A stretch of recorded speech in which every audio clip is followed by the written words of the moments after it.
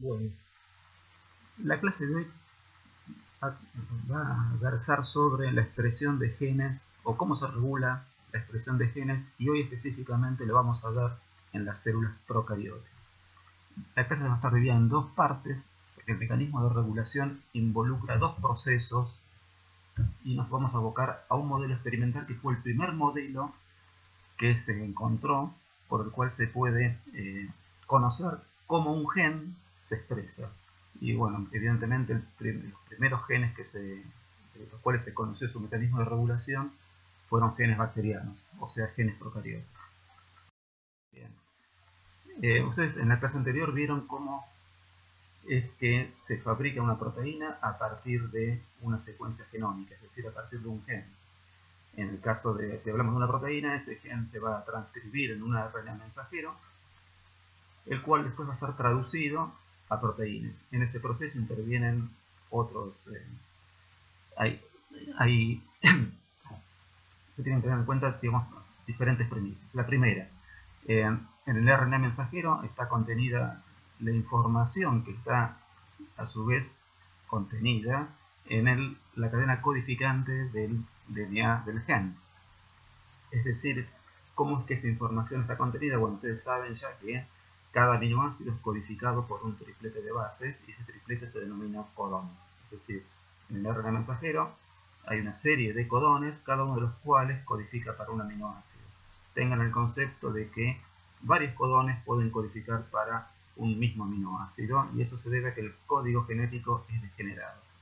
Ahora bien, ¿cómo es la interacción? ¿Cómo los aminoácidos se incorporan a una proteína? Bueno, esa incorporación de cada aminoácido según su codón es realizado a través de los RNA de transferencia, que conjuntamente con los ribosomas permiten que se formen las uniones peptídicas que forman una proteína. Es decir, los transfer van a través de su anticodón se van a ir leyendo los codones, y la posibilidad de esa lectura es apoyada estructuralmente por los ribosomas, que se van corriendo desde el extremo 5' del mensajero hacia el extremo 3', de forma tal de ir incorporando cada uno de los diferentes aminoácidos a través de la interacción codón-anticodón. Bien. Ahora bien, veamos cómo es que comenzamos a ver cómo es que se regula un gen en un organismo procariota. Es decir, vamos a ver cómo es que ocurre la expresión genética en procariotas. En esta diapositiva lo que se ve es una célula procariótica. Ustedes ya saben que dentro de los procariotas la información genética está en un cromosoma circular covalentemente cerrado que está flotando literalmente en el citoplasma de la bacteria. Es decir, no hay organelas internas y por ende la transcripción de los genes bacterianos puede ocurrir simultáneamente con la traducción de los mismos. Y es lo que se muestra o se esquematiza en esta diapositiva. Lo que vemos en gris, vemos una fracción de un DNA cromosómico doble cadena, y lo que está esbozado en marrón es la porción de ese DNA que se va a expresar. Ahora bien, en términos generales, la biosíntesis de una proteína se halla regulada en por lo menos dos niveles diferentes. Uno de ellos lo constituye el control y regulación de la transcripción a partir de un dado mensajero que codifica para una dada proteína o conjunto de proteínas. El otro nivel de control es a nivel de la traducción, y básicamente es regulando la iniciación y la velocidad de síntesis de las proteínas. Es decir, esto es algo genérico, genérico y global. Ocurre tanto para procariotas como para eucariotas. Un primer concepto que ustedes deben tener es que en una bacteria no todos los genes se están transcribiendo y traduciendo al mismo tiempo. Hay genes que sí lo hacen, y esos genes se llaman genes constitutivos, es decir, genes que no están sujetos a una regulación. Hay otros genes que sí están sujetos a regulación y solamente se transcriben bajo ciertas condiciones. La clase de hoy va a versar sobre el mecanismo que explica cómo es que esos genes se expresan y en qué condiciones se expresan, es decir, cómo se regulan la expresión de los genes regulables. Recuerden, tenemos genes constitutivos que siempre se están expresando y genes regulables. Otro concepto que ustedes tienen que tener en cuenta es que, si bien en la diapositiva no se grafica, los RNA mensajeros son transcritos por una enzima que es la RNA polimerasa. La RNA polimerasa no requiere primer. ¿Y cómo es que la RNA polimerasa transcribe un gen? En los genes constitutivos van a encontrar una secuencia que está adyacente al gen, es decir, hacia la zona 5' de la región que se va a transcribir, y sobre esa región la RNA polimerasa la reconoce, de alguna manera se pega, entre comillas, a esa región, y a partir de cierta posición del inicio del gen se va a empezar a transcribir el RNA mensajero. La porción en la cual la RNA polimerasa se pega se denomina región promotora. Y empiezan a recordar ese nombre porque lo vamos a ver tanto para procariotas como para eucariotas. Recuerden, región promotora es la región a la cual se fija la RNA polimerasa y a partir de ella transcribe. Bien. Ahora bien, imagínense que acá tenemos en esta diapositiva dos genes A y gen B. La diferencia que existe entre ambos genes es que, como ustedes ven, ambos se transcriben a dos RNA mensajeros, nada más que el gen A lo hace con mucha mayor eficiencia que el gen B. Es decir, el gen A se transcribe originando una concentración muy elevada de mensajeros, que a su vez es traducida a una concentración elevada de proteínas, mientras que el gen B no. Si bien los dos son genes constitutivos, aquí la eficiencia de transcripción está regulada por lo que se denomina fuerza detrás del promotor. Es decir, el promotor del gen A hace que la RNA polimerasa se pegue con mucha más eficiencia que para el gen B. Y esto, digamos, de que la eficiencia del promotor para que un gen se transcriba en mayor cantidad es de importancia biotecnológica. Imagínense que a nosotros nos interesa producir la proteína codificada por el gen B. La situación que nos interesaría a nosotros es la situación del gen A. Es decir, a nosotros nos interesaría poner al gen B bajo el control del promotor del gen A de forma tal de tener mucha proteína. Bien. Ahora veamos el siguiente concepto. En esta diapositiva aquí se muestran, esto es algo también genérico, y lo que estamos viendo acá son dos células eucariotas, una neurona y una célula hepática de un mamífero, por ejemplo.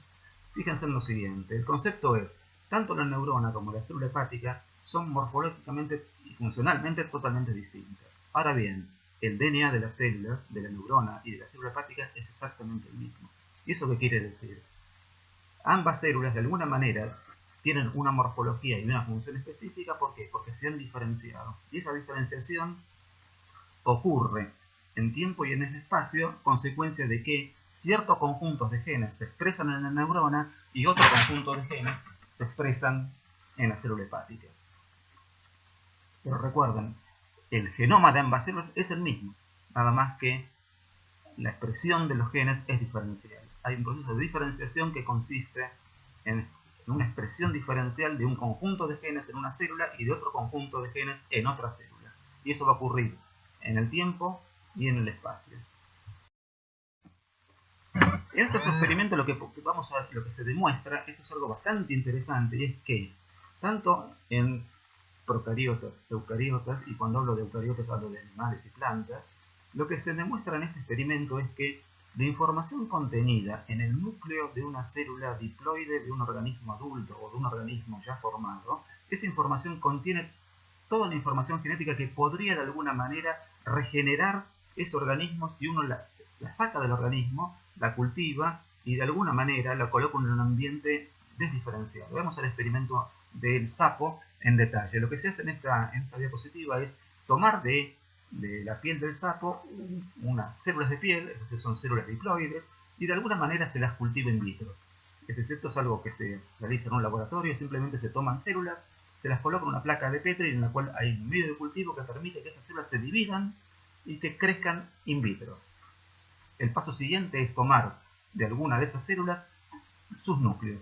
Es decir, lo que va a ocurrir es que vamos a tener núcleos de células somáticas crecidas en cultivo. Esos núcleos provienen de células diferenciadas y obviamente son células diploides.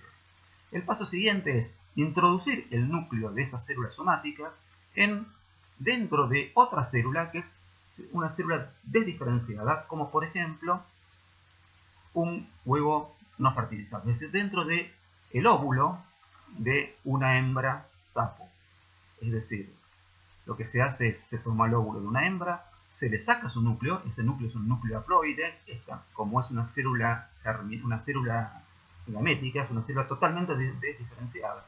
Es la célula a partir de la cual, cuando se fusione con el espermatozoide, a partir de esa célula que ahora sí es diploide, regenerará o a partir de ella va a crecer primero un renacuajo y después un sapo adulto. La idea es sacarle el núcleo al óvulo y colocarle el núcleo de la célula diploide que provenía del cultivo de células de piel. Es decir, coloqué dentro de un citoplasma vacío, porque yo le saqué el núcleo, una célula diploide. Es decir, tengo un núcleo diploide que viene de una célula diferenciada en un ambiente totalmente desdiferenciado, como es el citoplasma del óvulo. Entonces, ¿qué es lo que ocurre? Si yo ahora hago que ese óvulo de alguna manera comience a dividirse in vitro, eso también lo coloco en un medio de cultivo que permite que lo haga, lo que va a ocurrir es que ese óvulo con ese núcleo se va a dividir y originará un embrión primero y luego dará origen a un renacuajo que después dará origen a un sapo adulto.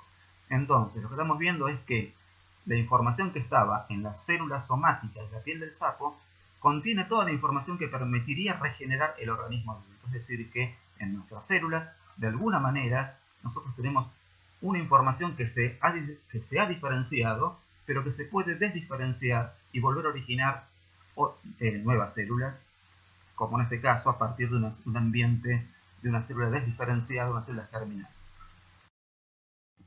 Bien, y en este último experimento lo que vamos a ver ahora es cómo a partir de un cultivo de bacterias que crecen en forma simbiótica con un calamar, lo que ocurre es que cuando la población de esas bacterias simbióticas llega a cierta densidad poblacional, cierto conjunto de bacterias produce una proteína que es excretada al medio, y esa proteína, al ser excretada al medio, lo que hace es inducir genes en la población bacteriana, es decir, esa proteína sale al medio y es captada por otras bacterias de la población, y eso hace que genes que no estaban expresándose lo hagan ahora, y como consecuencia de esa expresión, lo que ocurre es que se genera quimioluminiscencia, de forma tal que el calamar que tenía las bacterias simbióticas ahora tiene puntos de color luminoso. Es decir, lo que ha ocurrido es que como consecuencia de la densidad poblacional se indujeron genes que produjeron una proteína que a su vez hace que otros genes también se expresen de manera regulada para producir una proteína determinada que antes no se estaba produciendo.